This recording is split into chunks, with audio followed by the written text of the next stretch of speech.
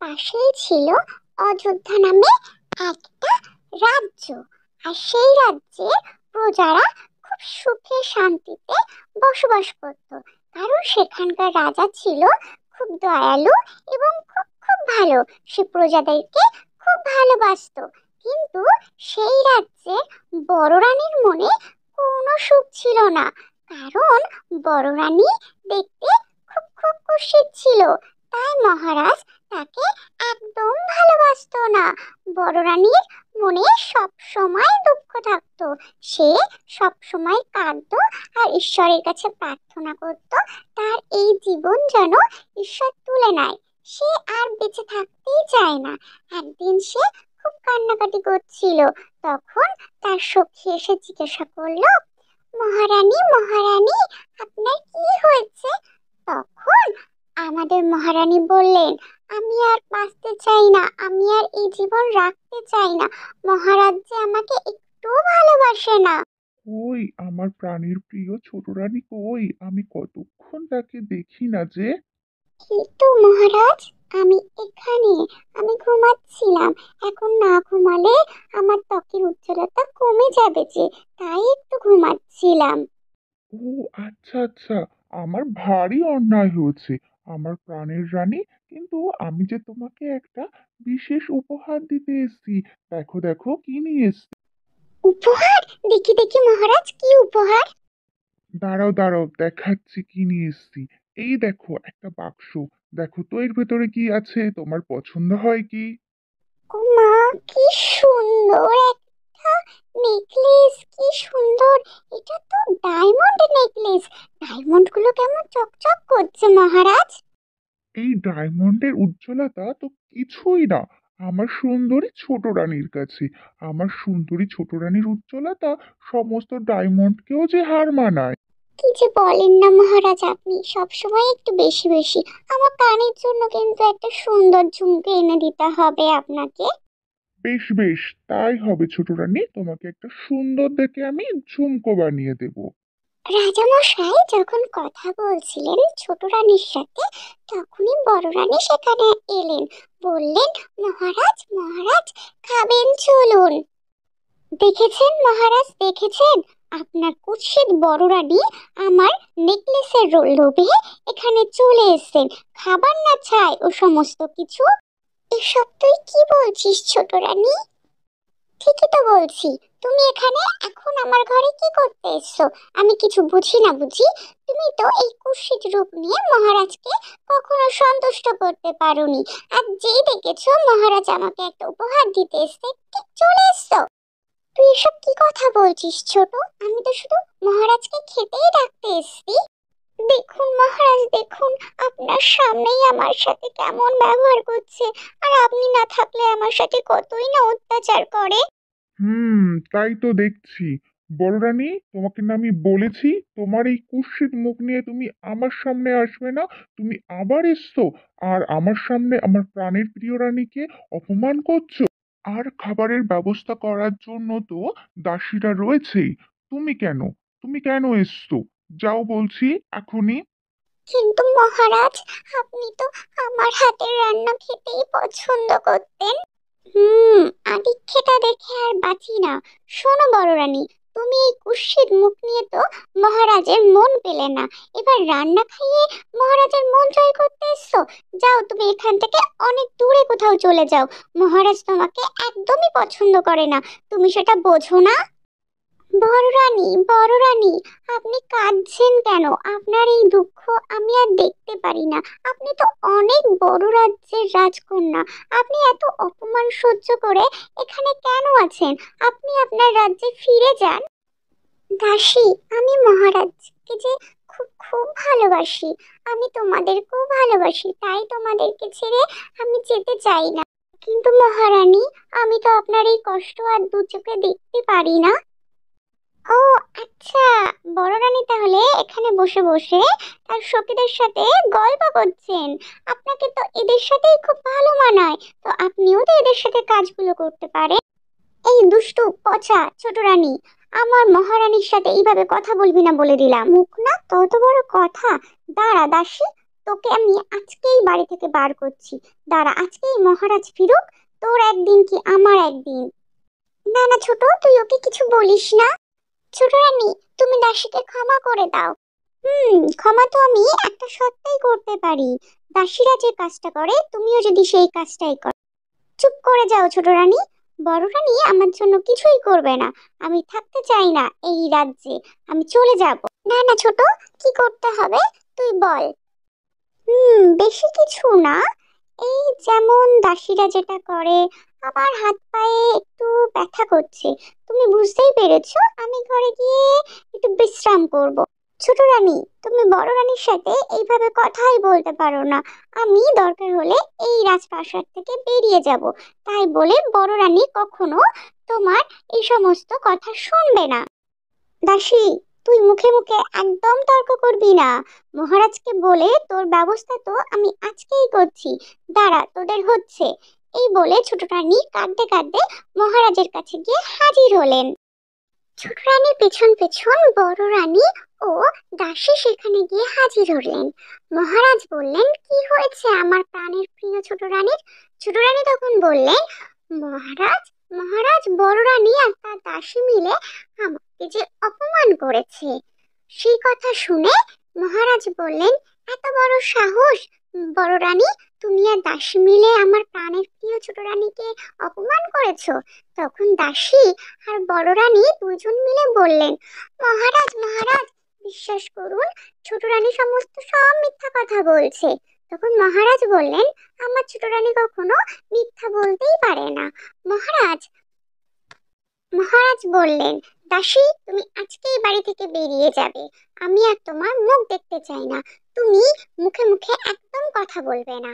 তখন বড় রানী বললেন, না থাক মহারাজ, দাসী খুব গরিব, ও এখানেই কাজ করুক, না হলে ওর যে দুটো ছোট ছোট বাচ্চা আছে, দরকার হয় আমি বাড়ি থেকে চলে যাচ্ছি। তখন ছোট রানী বললেন, হ্যাঁ হ্যাঁ, যা, তুই এখনই তোর এই কুৎসিত রূপ নিয়ে এখান থেকে চলে যা। মহারাজ বললেন, আর যাই করি, আমি বড় রানীকে তো তাড়িয়ে দিতে পারি না। বড় রানী বললেন, মহারাজ, কোনো দরকার নেই আমার, আমি এই রূপ নিয়ে এই রাজ্যে থাকতেও চাই না। এই কথা বলে মহারানী আর মহারানীর একমাত্র প্রাণপ্রিয় টুনি রাজপ্রাসাদ থেকে অনেক অনেক দূরের জঙ্গলে চলে এলো। আর জঙ্গলে একটা পুকুর পাড়ে বসে তারা দুজন কাঁদছিল আর ঈশ্বরকে বলছিল, হে ঈশ্বর, কেন আমাকে রূপ না দিয়ে পৃথিবীতে পাঠালে? এই পৃথিবীতে গুণের কোনো দাম নেই, মানুষ শুধুমাত্র রূপ দিয়ে যে সবাইকে বিচার করে। এই বলে মহারানী বললেন, আমি আর আমার এই জীবন রাখতে চাই না।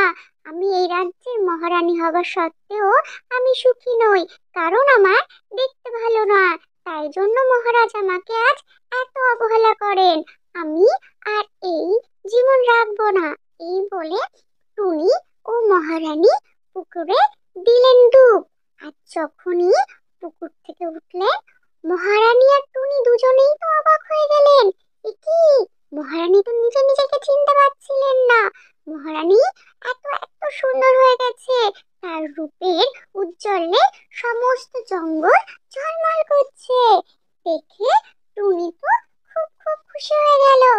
সে আনন্দে নাচতে থাকলো, সে বলতে থাকলো, কি মজা, কি মজা, এবার ছোট রানী পাবে ভারী সাজা। কি মজা, কি মজা, ছোট রানী পাবে ভারী সাজা। এদিকে মহারাজ তো মহারানীকে দেখে অবাক হয়ে গেল। এ কি মহারানী, আমি তো তোমাকে চিনতেই পারছি না। তোমাকে কি সুন্দর লাগছে। জানো, আমি তোমাকে কোথাও কোথায় খুঁজেছি, আমি তোমার সাথে একদম ঠিক করিনি মহারানী। আমি তোমার কাছে ক্ষমা চাইছি। এই বলে মহারাজ বারবার মহারানীর কাছে ক্ষমা চাইতে থাকলেন। আর তখনই সেখানে ছোট রানী এসে হাজির হলো। ছোট রানী তো বড় রানীকে দেখে অবাক হয়ে গেল, তার চোখ বড় বড় হয়ে গেল। সে বলল, এ কি বড় রানী, আমি তো তোমায় চিনতে পারছি না, তুমি আমার থেকেও সুন্দর হয়ে গেছো। বড় রানী বলল, না রে ছোট, তুই একটু বেশি বলছিস। তুই সব সময় সুন্দরী আর সুন্দরী থাকবি, এটা নিয়ে তুই ভাবিস না। চল চল, আমরা একসাথে সবাই মিলে আনন্দে একই সাথে থাকবো।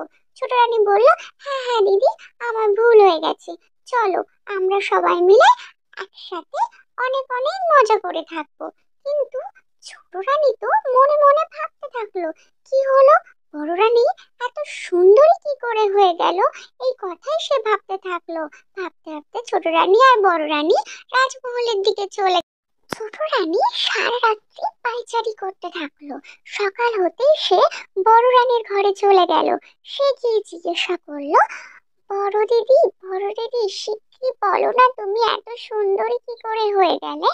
বড় রানী বলল, আরে শোন তাহলে, আমি এখান থেকে রাজা মশাইয়ের উপর রাগ করে কাটতে কাটতে আমাদের রাজপ্রাসাদের পেছনে যে জঙ্গল আছে ওর পাশেই একটা পুকুর আছে, ওখানে আমার প্রাণ বিসর্জন দেওয়ার জন্য গেছিলাম। যেই আমি পুকুরে ঝাঁপ দিলাম, পুকুর থেকে উঠতেই দেখলাম আমার একটা সুন্দর রূপ। আমি নিজেও বুঝতে পারলাম না কিভাবে আমি এত সুন্দরী হলাম। এই কথা শুনে তখনই ছোট রানী আর তার দাসী দৌড়াতে দৌড়াতে সেই পুকুরের কাছে গিয়ে হাজির হলো। আর ছোট রানী 1 মিনিটও সময় না নষ্ট করে পুকুরে নেমে পড়লো। আর সে মনে মনে বলল, রূপ তো আমার অনেক আছে, আমার আর রূপ চাই না, আমি চাই সব থেকে ধনী আর অনেক অনেক সোনার গয়নার মালিক হতে।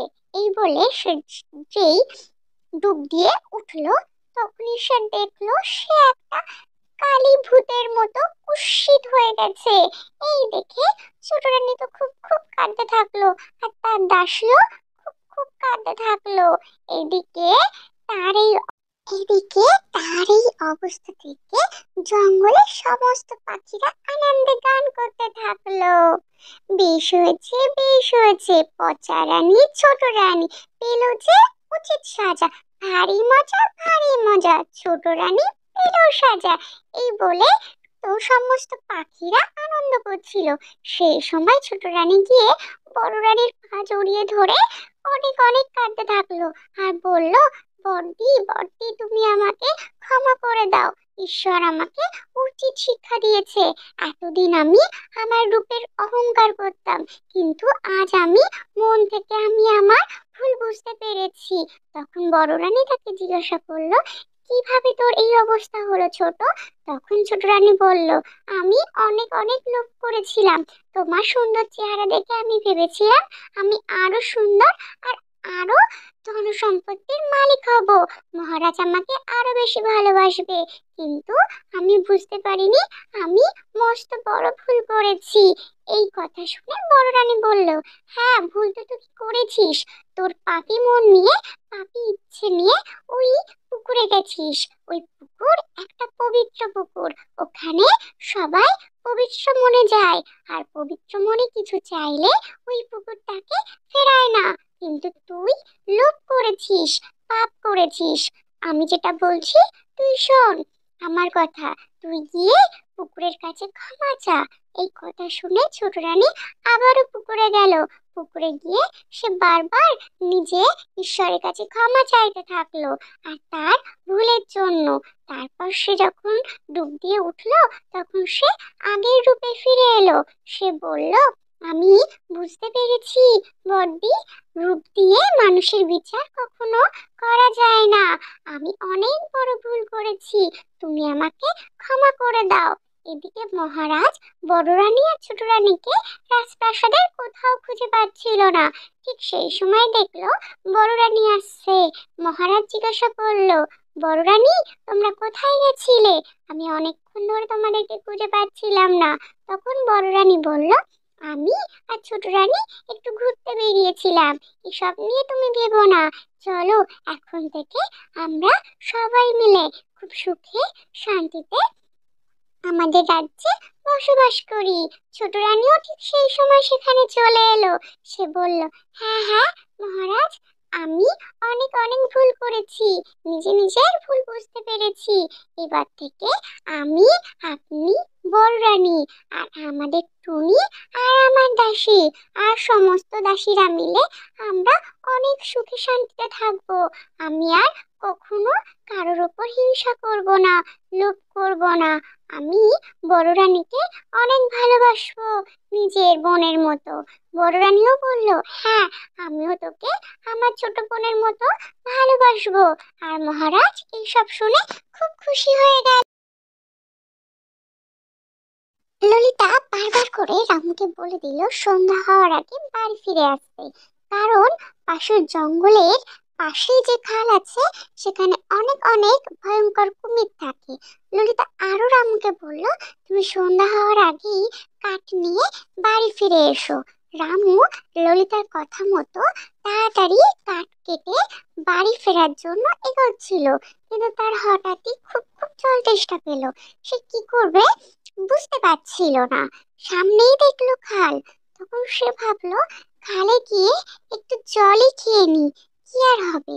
কিন্তু সে মনে মনে ভাবছিল, যদি আমি খালে যাই আর ললিতার কথা মতো এখানে ভয়ঙ্কর কুমিরগুলো বার হয়ে আসে, তাহলে তো তারা আমাকে কামড়ে খেয়ে নেবে। এদিকে সেই খালে যে রাজু নামে একটা ভালো কুমির ছিল, সেটা তো রামু জানতো না। রাজু মনে মনে ভাবছিল, অনেকদিন পর মানুষ মানুষ গন্ধ পাচ্ছি, যাই আমি আগে গিয়ে দেখি, না হলে আমার আগে যদি চিনু যায় তাহলে তো ওই মানুষটাকে কামড়ে খেয়ে ফেলবে। সে তাড়াতাড়ি করে নদীর ধারে চলে এলো। আর রামু তো রাজুকে দেখে খুব খুব ভয় পেয়ে গেল। রাজু বলল, কি ব্যাপার, তুমি কেন এখানে এসছো?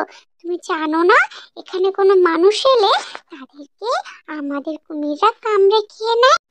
রামু বলল, আমি সারাদিন কাজ করে খুব ক্লান্ত হয়ে গেছি, খুব জল তেষ্টা পেয়েছে, তাই বাধ্য হয়ে আমার খালের ধারে আসতে হলো জল খেতে। আমি জল খেয়েই চলে যাব। তখন রাজু বলল, ঠিক আছে, তুমি তাড়াতাড়ি জল খেয়ে এখান থেকে চলে যাও, না হলে অন্য কুমিররা তোমাকে দেখতে পেলে তারা খেয়ে নেবে। রামু বলল, তুমি এত ভালো, তুমি মানুষ খাও না? রাজু বলল, হ্যাঁ, আমি কখনো কোনো মানুষকে খাই না, তুমি চলে যাও। রাজু বলল, কিন্তু আমি যে শুনেছি এখানে অনেক বাজে খারাপ কুমিররা থাকে। রাজু বলল, হ্যাঁ, তুমি ঠিক শুনেছো, এখানে সমস্ত খারাপ কুমিররাই থাকে, কিন্তু আমি ভালো, তাই আমি তোমাকে বলছি তুমি এখান থেকে চলে যাও। রামু বলল, ঠিক আছে, আমি চলে যাব, কিন্তু তোমার সাথে আমার খুব ভালো বন্ধুত্ব হয়েছে, আমি আবার আসবো তোমার সাথে দেখা করতে। তখন রাজু তাকে বলল, ঠিক আছে, তুমি আমার সাথে দেখা করতে হলে রাত্রে এসো, দিনের বেলা এসো না, তাহলে আমার জায়গায় অন্য কোনো কুমির চলে আসবে আর তোমাকে খেয়ে নেবে। রামু বলল, ঠিক আছে, আমি রাত্রেই আসবো, তোমাকে আমি আমার সঙ্গে করে নিয়ে যাব। রাজু তো খুব খুশি হয়ে গেল। রাজু আর রামুর মধ্যে খুব ভালো বন্ধুত্ব হয়ে গেল। রাজু বলল, ঠিক আছে, তুমি আর দেরি করো না, তাড়াতাড়ি ফিরে যাও। রাজুর কথা শুনে রামু বলল, ঠিক আছে, আমি রাত্রে আসবো আর তোমাকে এখান থেকে নিয়ে যাব। রামু বলল, ঠিক আছে, রাত্রে সবাই যখন ঘুমিয়ে পড়বে তুমি তখন আসবে। তার কথা শুনে রামু ওখান থেকে ফিরে এলো বাড়িতে, কিন্তু তার যে সারা রাত্রি কোনো রকমেই ঘুম আসছিল না। যেই রাত্রি হলো সে তখনই বার হয়ে পড়লো। তার বউ ললিতা বলল, কোথায় যাচ্ছ রামু? তখন রামু বলল, আমি যাচ্ছি খাল কেটে কুমির আনতে। এই কথা শুনে ললিতা তো কত হাসবে, বলে, তুমি দেখেছো কেমন পাগলের মতো কথা বলছো, খাল কেটে কুমির আনতে যাচ্ছ মানে? তখন রামু বলল, হ্যাঁ, আমার বন্ধু রাজুকে আমি কথা দিয়েছি আমার পুকুরে নিয়ে আসবো, ও ভালো কুমির, ও আমার প্রাণ বাঁচিয়েছে। তখন ললিতা বলল, তোমার মাথাটা মনে হয় একদমই গেছে। রামু সেখান থেকে চলে গেল। তখন ললিতা ঈশ্বরকে বলল, হে ঈশ্বর, তুমি ওকে রক্ষা করো, জানি না ওর মাথায় এখন কি সব চলছে। সেই কথা মতো রামু তার পুকুর থেকে দাগ কেটে খালের পাশ পর্যন্ত একটা দাগ কেটে দিল। তারপর সে গিয়ে ডাকতে থাকলো, রাজু, রাজু, রাজু, আমি এসছি। এই বলে সে তিনবার ডাকলো। ডেকে খালের পাশে কাটা দাগ দিয়ে বলল, তুমি আমার পুকুরে চলে এসো আর দাগটা মুছে দিও। ঠিক তার ডাক শুনে চিঙ্কু সেখানে চলে এলো। আর চিঙ্কু মনে মনে ভাবলো, আমি থাকতে রাজুকে এই খাল থেকে কখনো বাইরে যেতে দেব না। তাই সে আর দেরি না করে সেখান থেকে উঠে পড়ল। এদিকে রাজু উপরে এসে তো ভাবলো, এ কি, চিকু তার জায়গায় কেন যাচ্ছে? চিকু উঠতে দেখে রাজু বারণ করলো, কিন্তু রাজুর কোনো কথাই সে শুনলো না। চিকু বলল, তুই থাক এখানে পড়ে, আমি চললাম। এই বলে সে দাগ মুছতে মুছতে চলে এলো রামুর পুকুরে। ওদিকে রাজু সেই খালেই থেকে গেল। আর যে সকাল হলো, রামু ঘুম থেকে উঠে মহানন্দে তার বন্ধুর সাথে দেখা করতে চলে গেল। আর এদিকে ললিতা তো খুব খুব ভয় পাচ্ছিল যে এইবার বোধহয় কুমিরটা তাদের সবাইকে ধরে ধরে খেয়ে ফেলে। রামু বলল, না না, তুমি একদম ভয় পেও না, তুমি চলো আমার সাথে, আমি আমার বন্ধু রাজুর সাথে তোমার পরিচয় করিয়ে দেব। ও খুব ভালো, দেখবে তোমার সাথেও খুব ভালো বন্ধুত্ব হয়ে যাবে। এই কথা বলে সে পরদিন সকালেই তার বউ ললিতাকে নিয়ে রাজুর সাথে দেখা করতে চলে গেল। তারপর সে পুকুর পাড়ে গিয়ে ডাকতে থাকলো, রাজু, রাজু, রাজু। চিকু তখন মনে মনে ভাবলো, এই কদিন আমাকে রাজুর অ্যাক্টিংই করতে হবে, না হলে গ্রামের লোকজন আমাকে লাঠি দিয়ে পিটিয়ে মেরে ফেলবে। সে ওপরে চলে এলো। তখন রামু বলল, শোনো রাজু, এটা তোমার বৌদি, আমার গিন্নি, ওর নাম ললিতা। ও তোমাকে খুব ভয় পাচ্ছে, তুমি তো ওকে বলে দাও তুমি কত ভালো কুমির। তখন রাজু বলল, হ্যাঁ, আমাকে ভয় পাওয়ার কোনো দরকার নেই, আমি তোমাদের সবার সাথে খুব ভালোভাবে থাকবো। তখন গলার স্বর শুনে কেমন কেমন সন্দেহ হলো রামুর। রামু জিজ্ঞাসা করলো, তোমার গায়ের কালারটা এমন লাগছে কেন, আর তোমার গলা ভয়েসও কি করে চেঞ্জ হয়ে গেল? তখন রাজু বলল, আসলে আমি খাল থেকে তোমার পুকুরে এসেছি তো, ওই জন্য আমার গায়ের রং পাল্টে গেছে। আর এতদিন খালে থাকতাম, আর এখন পুকুরে এসেছি, তাই একটু ঠান্ডা লেগেছে, সর্দি হয়েছে, গলার ভয়েসটাও চেঞ্জ হয়ে গেছে। তারপর সে পুকুরের মধ্যে গিয়ে সব থেকে বদমাইশ মাছটার সাথে বন্ধুত্ব করলো। আর সেই বদমাইশ মাছটাকে বলল, আজ থেকে আমি তোকে খাবো না, তুই অন্য সমস্ত মাছগুলো আমাকে ধরে এনে দিবি। এদিকে রামু তার বউ ললিতা দুজন মিলে পুকুর পাড়ে এসে দেখলো দিনে দিনে পুকুরের মাছ কমে যাচ্ছে। এদিকে রাজু মাছ তাদের সাথে কোনো রকম দেখা করতে আসছে না। তখন ললিতা রামুকে বলল, এই দেখো, তুমি কি ঠিকঠাক কুমিরটাকে নিয়ে এসছিলে? ওই কুমিরটা তো তোমার বন্ধু কুমির মনে হচ্ছে না। তখন রামু গিয়ে সাধু বাবাকে ডেকে নিয়ে আসে। সাধু বাবা প্রথমে ভালো করে রাজুকে দেখে। সে দেখেই বুঝে যায় এটা তো রাজু না। তখন সে রামু আর ললিতাকে বলে, যাও, তোমরা পুকুর থেকে এক বালতি জল নিয়ে আসো। এই বলে সে সমস্ত বালতির জলটা টক টক করে খেতে থাকলো। ললিতা বলল, এ কি, সাধু বাবা পুকুরের জল খেয়ে নিচ্ছে কেন? তখন রামু বলল, শোনো, সাধু বাবা অনেক বিজ্ঞ, সে নিশ্চয়ই কোনো কারণ আছে বলেই পুকুরের জল খাচ্ছে। জল খাওয়া হয়ে গেলে সাধু বাবা বলল, শোনো রামু, তুমি যে কুমিরটাকে নিয়ে এসছো, ও রাজু না, ও হলো চিকু। তখন রামু বলল, কি বলছো সাধু বাবা, সে কি কথা? তখন সাধু বাবা বলল, শোনো তাহলে, অনেক বছর আগের কথা। এই গ্রামের যে জমিদার ছিল, সে গ্রামের কোনো ব্যক্তি যদি কোনো অন্যায় করত, তাহলে তাকে মেরে পুকুরে ফেলে দিত, আর তারাই কুমিরে পরিণত হতো। তাদের মধ্যে রাজু ছিল ভালো কুমির। তাহলে রাজু কি করে ওখানে এলো সেটা তোমার জানতে ইচ্ছে হচ্ছে তো? তাহলে শোনো, চিকু ছিল একটা দুষ্টু বদমাইশ ছেলে। তার খুব রাগ ছিল রাজুর ওপর। তাই সে একদিন রাত্রে জমিদারের ঘর থেকে এক বস্তা স্বর্ণ চুরি চুরি করে পা টিপে টিপে রাজুর ঘরে রেখে আসে। এই কথা রাজামশাই জানতে পেরে রাজুকে জ্যান্ত অবস্থায় পুকুরের মধ্যে চুপিয়ে মেরে ফেলে। সেই থেকে রাজু ওই পুকুরেই থেকে গেছে। তার কিছুদিন পর জমিদার মশাই জানতে পারে যে ওই চিকু সেই বদমাইশি করে এই সমস্ত কাজ করেছে। তার একজন গোপন সেনা এসে তাকে জানায় যে চিকুই ওই সৈন্য বস্তা চুরি করে। এই কথা শুনে রাজা মশাই চিকুকে শাস্তি দেয় আর ওই খালের জলে তাকেও চুপিয়ে মেরে ফেলে। তারপর থেকে রাজা মশাই সবাইকে এই সাজা দেয়া বন্ধ করে দেয়। তারপর থেকে যারা ওই পুকুরে মারা গেছিল তারা সেখানেই কুমির হয়ে আটকে থাকে দিনের পর দিন। কিন্তু রাজু খুব ভালো ছিল, তাই সে সবার উপকার করত। তুমি যখন গেছিলে ওখানে জল খেতে, সে তখন অন্য কুমিরদের হাত থেকে তোমাকে বাঁচিয়ে বাড়ি ফিরিয়ে দেয়।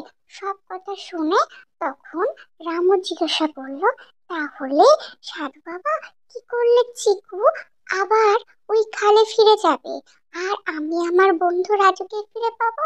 তখন সাধু বাবা বলল, শোনো, রাজামশাই বলেছিল কোনো ভালো ব্যক্তি তার হাতের রক্ত যদি ওই খালের জলে দেয় তাহলে ওই সমস্ত মানুষরা উদ্ধার পাবে। এই কথা শুনে রামু বলল, ঠিক আছে, আমি আমার বন্ধু রাজুকে তো উদ্ধার করবই, কিন্তু এই চিকুর কি হবে সেটা আপনি বলুন। আপনি যে করে হোক এই চিকুকে আমার পুকুর থেকে বার করে দিন, না হলে আমার পুকুরে সমস্ত মাছ যে সে খেয়ে ফেলবে। এই বলে সে রাত্রে গেল রাজুর সঙ্গে দেখা করতে। সে গিয়ে রাজুকে বলল, রাজু রাজু, আমি তোমার সমস্ত দুঃখের কথা শুনেছি। সাধু বাবা আমাকে বলেছে তোমার পুরানো দিনের কথা। রাজু বলল, আমি তো সেদিন তোমার পেছন পেছন যাব বলে এসেছিলাম, কিন্তু তখনই দেখলাম চিকু আমার আগে আগে উঠে দাঁত মুছতে মুছতে তোমার পুকুরে চলে গেছে।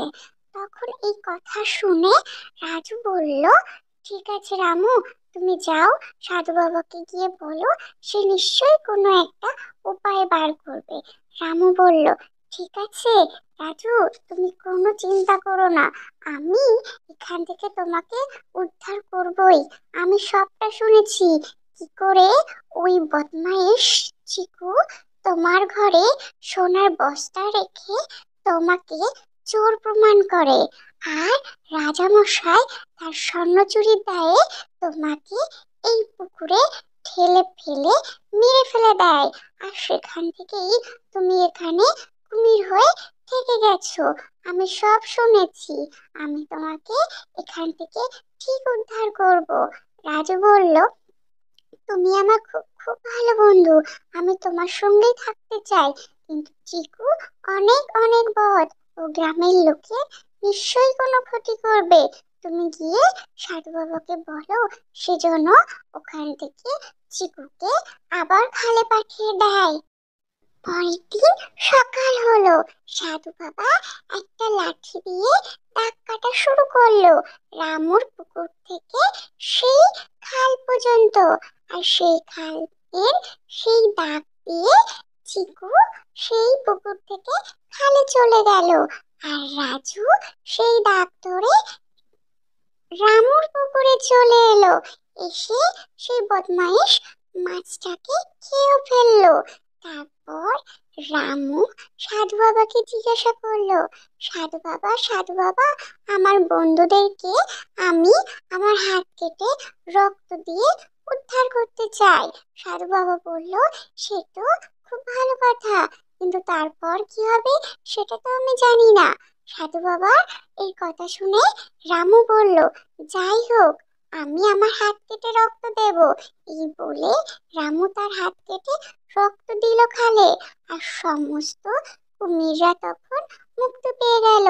তারা সবাই রামুকে অনেক অনেক ধন্যবাদ জানালো।